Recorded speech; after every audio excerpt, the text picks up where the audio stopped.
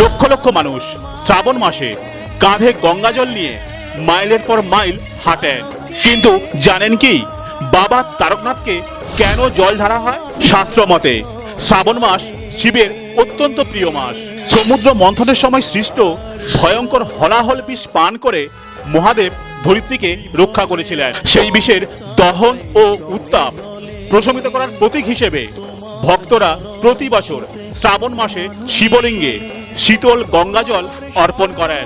বাবা তারকনাথকে স্বয়ম্ভু শিব হিসেবে মানা হয়, তাই শ্রাবণ মাসে গঙ্গাজল অর্পণের বিশেষ মাহাত্ম্য রয়েছে। এই সময় তারকেশ্বরে হাজার হাজার ভক্ত শিবের আশীর্বাদ এবং মানত পূরণের উদ্দেশ্যে পদযাত্রা করে জল নিয়ে শিবকে অর্পণ করেন। আপনি কি কখনো বাবা তারকনাথের মাথায় জল ঢেলেছেন? ঢেলে থাকলে কমেন্টে জয় বাবা তারকনাথ লিখে যাবেন।